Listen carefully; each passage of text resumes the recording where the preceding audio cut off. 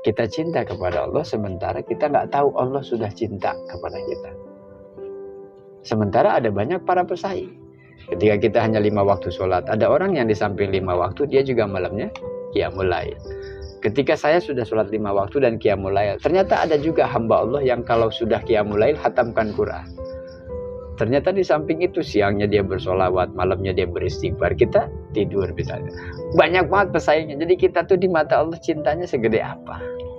Nah maka itu berlomba-lomba dalam kebaikan termasuk dalam menempuh menuju cintanya Allah Subhanahu wa Ta'ala tentu butuh perjuangan. Ada lagi, tidak hanya perjuangan tapi pengorbanan.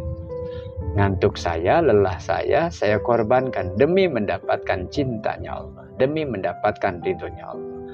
Pikiran, mumet, pening saya, perasaan, kesulitan, terhimpit, ekonomi, kekurangan, segala apapun saya korbankan semua, saya terima. Karena apa? Berharap cintanya Allah. Kalau saya terima dengan takdir apapun yang Allah berikan, itu Allah ridho apa tidak? Allah ridho, ya sudah terima saja. Tapi berat, ya namanya perjuangan dan pengorbanan. Maka cinta tidak akan pernah didapat kecuali harus ada perjuangan dan pengorbanan. Bahkan bukan cuman harta, tapi inna sholati wa nusuki wa mahyaya wa mamati. Tidak hanya uang, tidak hanya sedekah, infak jariah 10.000, 50.000, 100.000, 1 juta, tapi sholat saya yang 5 waktu, ibadah saya apapun bentuk ibadah yang saya kerjakan, bahkan hidup saya, mati saya. Kalau itu untuk Allah berarti nggak ada masalah. Orang kita ikrar tiap waktu dia sholat kok. Nah, tapi kenapa tidak menerima takdir? Berarti tidak menyadari, belum bisa memahami apa yang dibaca dalam sholat dalam kehidupan sehari-hari. Maka inna sholati wa nusuki wa mahyaya wa mamati lillahi rabbil alamin itu kan kontrak politik jelas. Hidup saya mau bagus, mau tidak, mau naik, mau turun, pokoknya selagi saya istiqomah mulazimah dalam ibadah taat kepada Allah, ya terserah Allah. Nah, buat saya ini perjuangan saya. Bagus untuk Allah.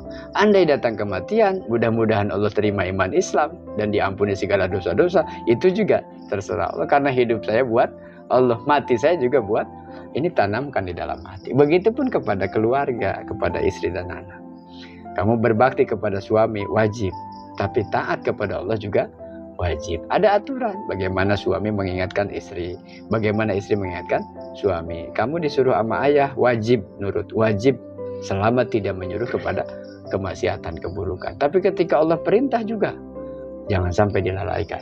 Jadi kita orang tua, kepala keluarga punya tanggung jawab moral di hadapan Allah ketika nanti ditanya, kesalehan yang kita dapatkan, ketaatan yang kita dapatkan tidak lepas daripada tanggung jawab kepada anak dan istri. Maka itu Allah nyatakan, ku anfusakum wa ahlikum naro, jaga dirimu dan keluarga. Kewajibannya apa?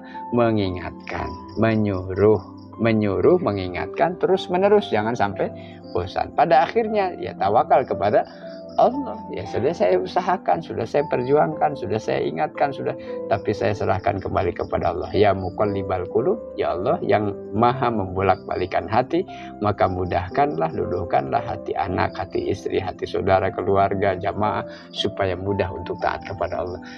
Kita tidak punya kuasa itu. Itu Mas ya. Jadi ini judulnya tentang cinta. Jadi bagaimana kita mendapat cintanya Allah meski kita melakukan apa yang Allah perintahkan, menyegerakan perbuatan baik, amal soleh yang diperintahkan dalam syariat, sebagaimana Rasulullah menjadi orang yang paling dicintai Allah, Khalilullah, kekasihnya Allah, sebagaimana juga Nabi Ibrahim alaihissalam, maka Allah mencintainya dan mereka orang-orang soleh mencintai Allah. Jadi saling mencintai, jangan sampai bertepuk sebelah tangan, merasanya paling Islam, paling cinta, paling soleh, tapi Allah ternyata nggak peduli, ternyata Allah nggak kenal sama dia. Maka ini harus perjuangan dan pengorbanan. Wallahu a'lam bishawab. Al-Fatihah.